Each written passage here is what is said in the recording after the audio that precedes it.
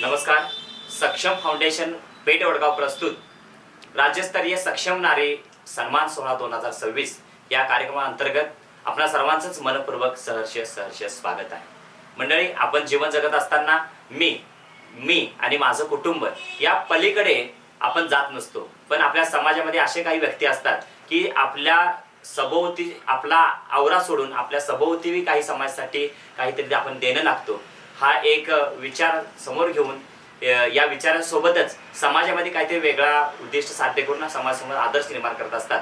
आणि अशाच आदर्श व्यक्तिमत्वांचा जीवनपट उलगडत असताना आज या ठिकाणी सक्षम सखी मंच या व्यासपीठावर उपस्थित आहेत वैशाली पाटील, ज्यांना सक्षम नारी या पुरस्काराने सन्मानित केलं जाणार आहे. तर या ठिकाणी उपस्थित आहेत. प्रथमतः वैशालीताई, आपलं सहर्ष स्वागत आहे, मनपूर्वक स्वागत आहे.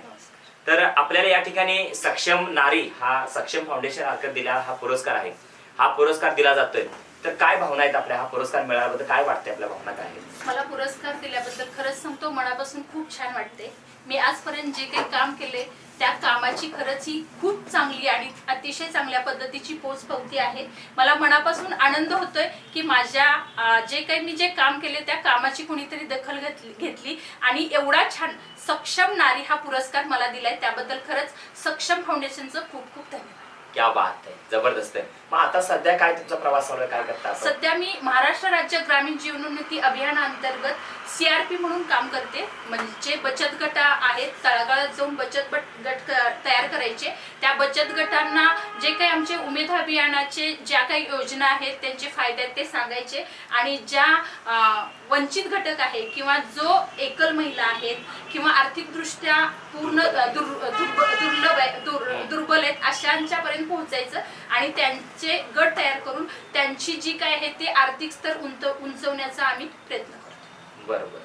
मग हे सगळं करत असताना सक्षम बरोबर आपण जे जोडले गेलेलो आहोत ते सक्षम बरोबर कसं जोडला, काय नातं आहे? सक्षमचं जे काही सक्षमचं म्हणजे काम आहे काय ते एकदा मी ऑनलाईन बघितलेलं होतं आणि त्यामध्ये मला वर्षाताई होगाडे यांचा कॉन्टॅक्ट नंबर मिळाला. त्याच्यानंतर मी त्यांना कॉन्टॅक्ट केलं आणि त्यांना सांगितलं की ठीक आहे, आम्ही एक 10 जणी सक्षमचं जे काही सदस्यत्व आहे, मेंबरशिप आहे, ती मेंबरशिप आम्हाला घ्यायची आहे. आणि ते सांगितल्यानंतर परत त्या म्हणल्या ठीक आहे ताई, तुम्ही 10 जणी आहे ना? हो. अजून तुमच्याकडे मेंबर होत आहेत का बघा. मग त्याच्यानंतर मी बघितले, माझ्याकडे 25 मेंबर झाले, 25 चे 50 झाले, 50 चे 70 झाले.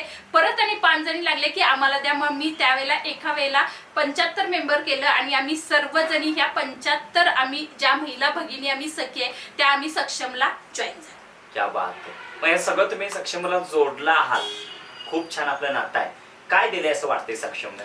सक्षमनं एकतर ज्या महिला घरातून कधी बाहेर पडत नाही, घरातलं आपलं कुटुंब, मुलं बाळ, नवरा, सासू सासरे, आपलं घरचं जेवण आणि आपल्या घरातल्या कामात पूर्ण दंग असतात, तेच त्यांचं विश्व असतं. पण अशा महिलांना सक्षमच्या कार्यक्रमामुळे बाहेर आल्या महिला, त्यांनी कार्यक्रम बघितले आणि त्यांच्या कलागुणांना वाव देण्याचं काम, त्याच्यानंतर त्यांच्या अंगी धाडस निर्माण करण्याचं काम आपल्या सक्षम फाउंडेशननं केलेलं आहे. क्या बात आहे. पण अशा प्रकारचं हे प्रत्येक नागरिकाने किंवा प्रत्येक महिलांना असा संदेश घेतला पाहिजे, बरोबर?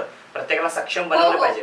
काय संदेश द्याल तुम्ही? मला एकच सांगायचंय की ज्या काही आपल्या वडगाव परिसरातील आजूबाजूच्या गावातील महिला आहेत, अशा महिलांनी, सर्वच महिलांनी आपल्या सक्षमच्या सभासद होऊन आपल्या सक्षमशी जुडलं गेलं पाहिजे. आपल्या सक्षमच्या वतीने जे काही छोटे मोठे उद्योग देण्यासाठी आपल्या सुजाताताई प्रयत्न करतात ते उद्योग घेऊन त्यांनी त्यांची आर्थिक उन्नती केली पाहिजे. एका घरातली एक महिला सक्षम झाली तर ते अख्खं कुटुंब सक्षम होतं आणि त्यांचं राहणीमान आणि त्यांचा आर्थिक दर्जा उंचवतो. त्यामुळे प्रत्येक महिला भगिनीनं आपल्या सक्षमशी नातं जोडलं पाहिजे आणि आपल्या सक्षमच्या सदस्यत्व घेऊन त्यांनी सक्षम मध्ये समाविष्ट झालं पाहिजे.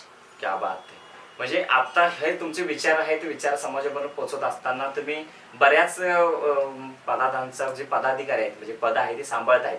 बचत गटाचा आहे, त्याचबरोबर भरपूर सारे LICचे पण आम्ही काम करत असं मला तुमच्या बोलण्यावर जाणवते. हो, मी सध्या मी CRP म्हणून काम करते. आमची CRPची केडर संघटना आहे, त्या संघटनेची मी जिल्ह्याची अध्यक्ष आहे.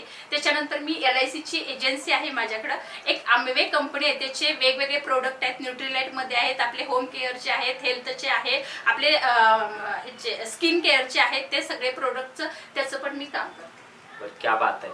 मग अशा प्रकारचं तुम्ही तुमचे सगळे व्यक्तिमत्व आहे, तर अजून तुम्हाला इतका अगदी या वयामध्ये तुमचा इतका प्रवास आहे की 4-5 हे सगळे उद्योग व्यवसाय सांभाळत, पद सांभाळत आहेत, तर भविष्यामध्ये आपलं काय नेमके देवधोरण आहेत किंवा काय?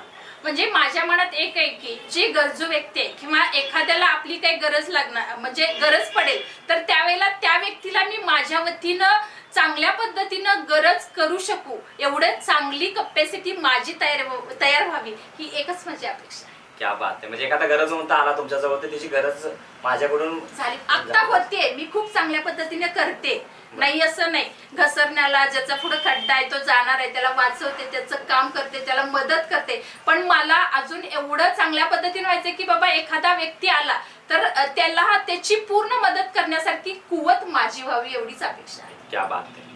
तर मंडळी आज या सक्षम सखी मंचच्या व्यासपीठावरून आपल्याशी बोलत असताना संवाद साधत असताना आपल्याला वैशाली पाटील खूप लांबून आलेले आहेत आणि मला वाटतंय अगदी कमीत कमी कालावधीमध्ये त्यांनी सक्षमचे अनेक मेंबर जोडले गेलेले आहेत. जसं मी सक्षम बनले तसे माझ्या आजूबाजूला माझ्या औरामध्ये ज्या ज्या महिला येतील जी नारी येईल ती सक्षम बनली पाहिजेत. ती नारी सक्षम बनली त्यांचं कुटुंब सक्षम होईल आणि कुटुंब जर सक्षम बनलं तर निश्चितपणानं आपल्या देशाचा विकास होईल.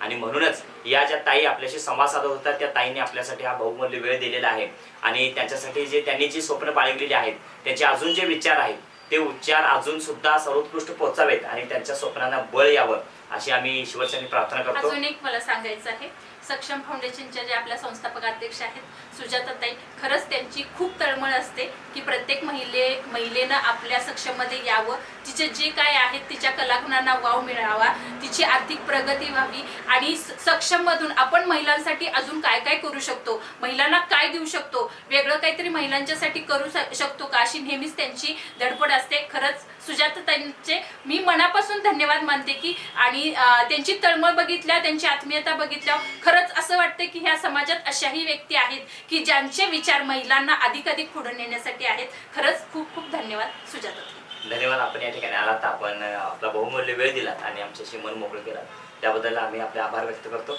धन्यवाद. थँक्यू.